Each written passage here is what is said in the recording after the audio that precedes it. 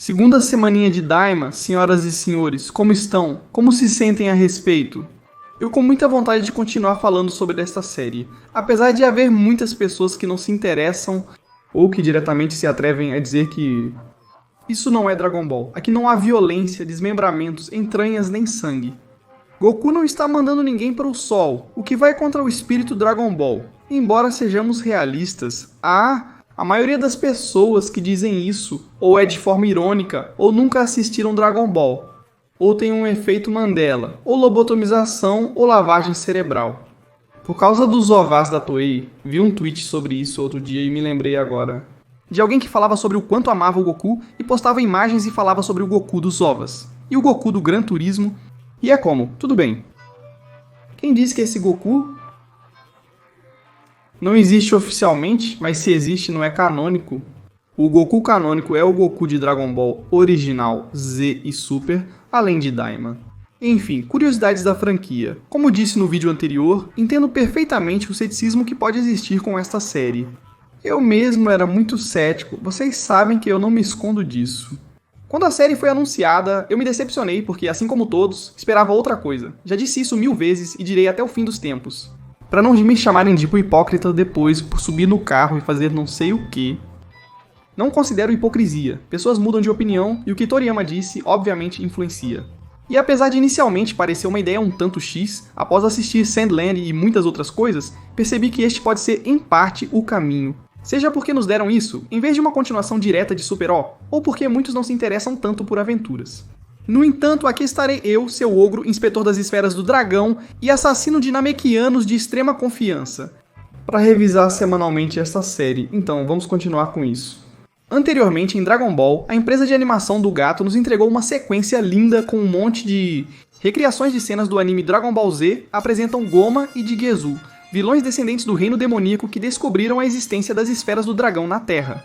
Em seu mundo, há esferas do dragão protegidas por guardiões, com os quais é melhor não se meter. Por isso, decidiram viajar para a Terra para transformar todos os guerreiros Z em crianças, e os que já são crianças em bebês. O que nossos protagonistas farão diante dessa adversidade? Descobriremos em um novo capítulo de Dragon Ball Daima. Hoje apresentamos Sequestraram o Bebê. Depois que Goma fez seu desejo de transformar os guerreiros em crianças, Shenlong se retira, ao que Goma fica como Oi, e meus dois desejos que faltam. E é aí que Shenlong revela algo bastante curioso, que até hoje não tínhamos ideia, ou pelo menos eu não tinha. Não, a verdade é que é algo totalmente novo, e é que parece que o dragão é como qualquer empresa de telefonia. As melhores promoções são apenas para clientes frequentes, caso contrário é péssimo. O dragão se retira e deixa o vilão desnorteado. Enquanto isso, nossos guerreiros Z despertam com seus novos corpos. Acho engraçado que Goku e Vegeta caem do céu onde treinavam sem perceber suas novas aparências. A propósito, se não me engano, esta é a primeira vez que vemos Krillin com os olhos brancos, já que sempre os víamos da cor de sua pele. Vários personagens são mostrados transformados em crianças. Desculpe, Sr. Bills. Eu vi que a androide número 18 também se transformou em uma menina. Como é possível se ela é uma androide? É impossível que um robô tenha tido infância? E até quando? Temos que deixar claro que os androides 17 e 18 não são androides, são ciborgues, eles têm uma base humana. Seus nomes em vida eram Lápis e Lazuli. Certo, eles são humanos, não são robôs, são ciborgues. Pessoas com melhorias cibernéticas ainda são humanas e podem sim se transformar em crianças. Caso contrário, seria impossível. Você acha que ela engravidou do fantoche dos infernos? Veja, eu realmente sei que muitos de vocês já sabem disso, mas eu não sei. É como se eu entendesse a confusão, mas ao mesmo tempo me irrita. Sobre os nomes reais dos androides, entendo que as pessoas não saibam. É surpreendente que, a esta altura, existam fãs de Dragon Ball que não saibam sobre os androides. 17 e 18, os ciborgues, são curiosos. E a propósito, enfatizo que apenas 17 e 18 são ciborgues, porque 16 e 19 eram robôs, mas não o número 20, que também era um ciborgue, ou não. Exatamente porque colocou seu cérebro em, não sei, tanto faz, isso é mais complexo, mas também tinha uma base humana, pelo menos seu cérebro. Goku e Vegeta se olham agora pequenos, pedem ajuda a Bulma, não querendo ser Funko Pops. E aí toca a abertura, que, honestamente pra mim, bem, eu acho que está boa, né? É bastante boa, não é excepcional. Night acho que está abaixo do nível. Dos openings da franquia, tanto Kai quanto Z, como Dragon Ball Original Gran Turismo Super, acho que tem openings muito mais memoráveis e poderosos. De fato, em Super, até existem endings como podem ser. Janela de 70 centímetros, que já por si só acho que é muito melhor que esta abertura. Então, não é ruim, não é horrível, não me dá vontade de arrancar os ouvidos, mas talvez eu esperasse algo um pouco mais lendário. Mas enfim, isso já é totalmente uma questão de gosto. O Shenlong em computação gráfica pareceu um pouco estranho, mas a animação está muito boa e o Kamehameha final está incrível. E bem, Oma fica bastante irritado. Porque se eu soubesse desde o início que só poderia fazer um desejo, talvez a melhor ideia fosse pedir o terceiro olho maligno, mas pelo menos o outro desejo que eu queria funcionou. Atrás dele estão Mr. Popo, pequenino segurando o Dendy bebê, com chifres. Fascinante. E a verdade é que isso é muito legal. Porque basicamente Mr. Popo é um personagem muito antigo, Mr. Popo tem muitos anos desde que foi apresentado no mangá, faz não sei, agora olho quanto?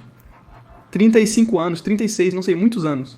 E que depois de tanto tempo tenham dado um dado tão importante sobre este personagem como é sua origem demoníaca, me parece no mínimo interessante e louco. Além disso, se sua aparência já identificava Goma como fã dos pontos de corte, ele ainda leva o boletim de ponto. Afinal, se o eliminarem com uma bomba de hidrogênio, as esferas da Terra serão destruídas, então é melhor levá-lo. Mr. Popo já não é mais o ápice do poder em Dragon Ball, como antigamente. Lembro-me do episódio em que Goku foi ao templo de Kami-sama e levou uma surra de Mr. Popo, quase sendo desintegrado. De volta a Tuma Z, as reações frente à repentina transformação são diversas. Não entendo porque as roupas das crianças que viraram bebês foram trocadas, mas as dos adultos que viraram crianças, não. Goten e Trunks podem se comunicar telepaticamente desde bebês, o que pode ser devido a um relacionamento especial entre eles. Foi uma boa decisão narrativa, colocando a cena da Bulma se olhando no espelho, feliz por parecer mais jovem. Vindo da mulher que usava as esferas do dragão para se rejuvenescer, é esperado. Terceiro, que maldição ver o mestre Kami jovem. O bom é que, como vimos no capítulo anterior, o Supremo Kaioshin estava na festa de aniversário do Trunks. Eles decidem ir com Goku e Piccolo ao templo de Kami-sama para ver o que aconteceu, algo muito comentado quando o primeiro capítulo saiu. Mas já deveriam questionar se fazer as festas na Cápsula Corporation é uma boa ideia. Porque toda festa que acontece lá acaba em tragédia ou evento catastrófico. Com o templo de Kami-sama pronto, Mr. Popo os contextualiza sobre a situação. Assim para todos, num plano vazio, Mr. Popo revela algo engraçado. E alguém fica em plano. Ah, a propósito, veio um tal de Jesus. Ah, e veio um tal Neba também.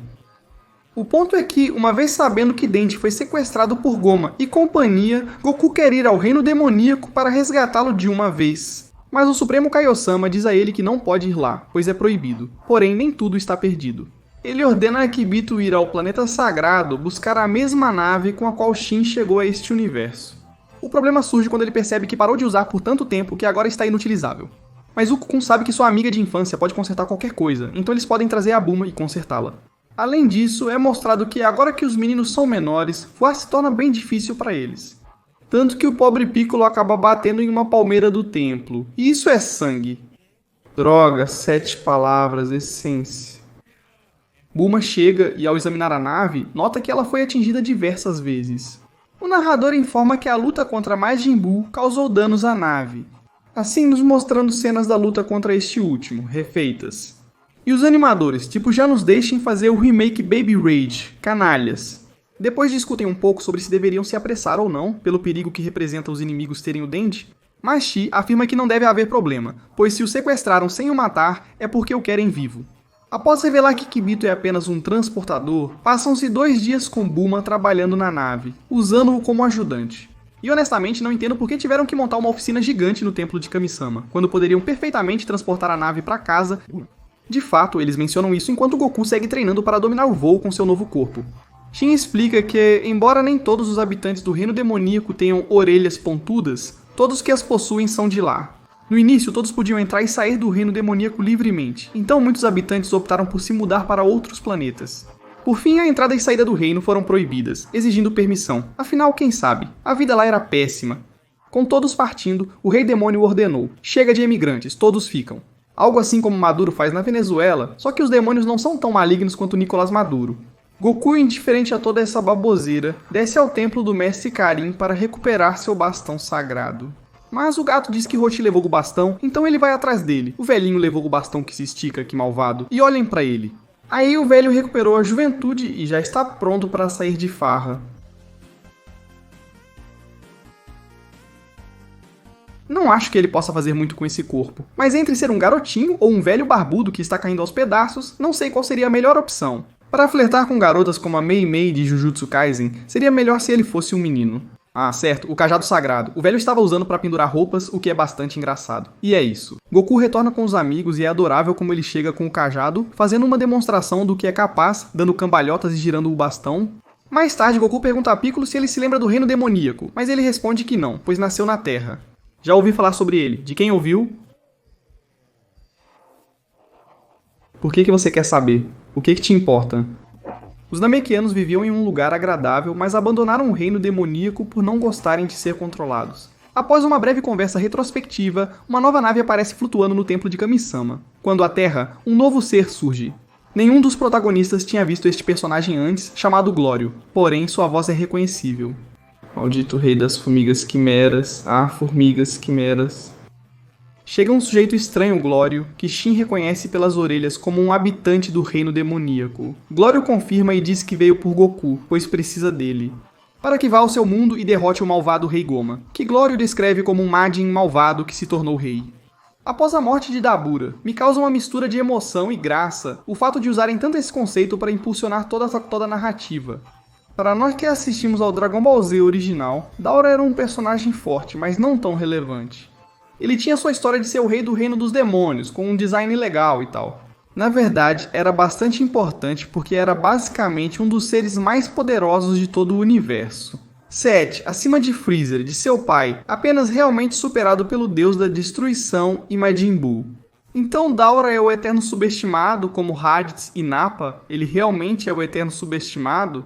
Mas na verdade é um personagem que em seu momento deveria ser bastante sombrio, mas naquele momento apenas apareceu. Transformou os papos em pedra, matou e reviveu Kibito, lutou contra Gohan e foi absorvido por Majin Buu.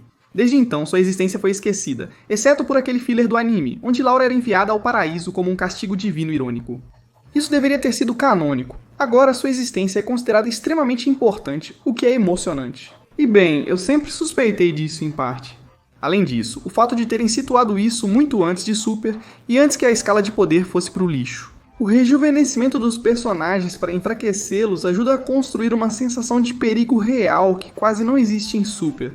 Clório confessa que veio em uma missão secreta do Rei do Terceiro Mundo. Demoníaco dito, existem vários mundos demoníacos, não apenas um, parece que existem até 3, aparentemente, então isso pode ser importante no futuro. Ele sabe da existência do Goku por ter visto a luta dele contra Majin Buu no monitor através do YouTube. Que incrível! Vendo como estão as coisas, Goku concorda em ir sem problemas para chutar a bunda de Goma. E vendo que seu irmão está envolvido, Shin também decide ir.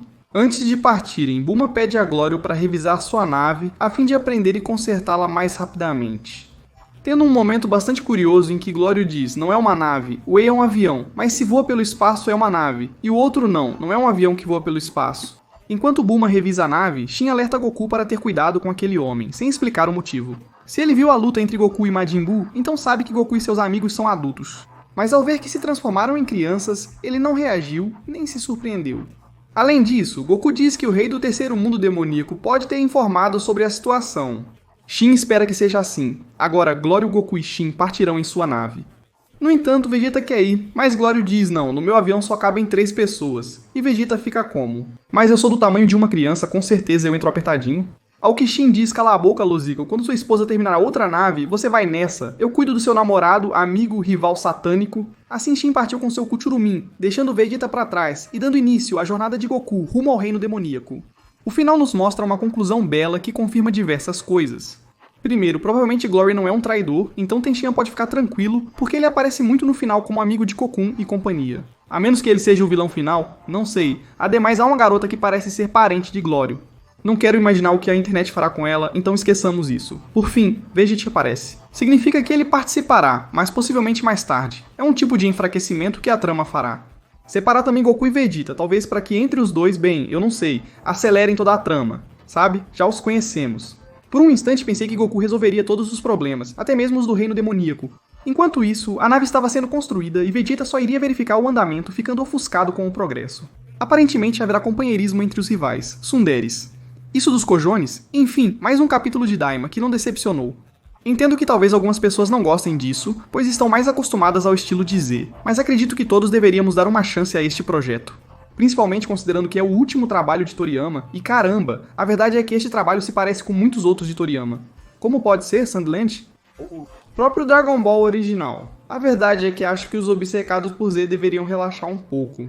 Em resumo, acredito que a série está indo muito bem. Se o que busca é construir uma trama muito mais focada na aventura, e não tanto em combates com semideuses e coisas assim.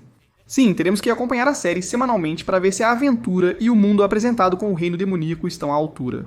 Antes de ir, acho que já sei por que meu PlayStation 5 explodiu semana passada. Então, se eu colocar meu disco do Sparking Zero agora, não deveria acontecer nada.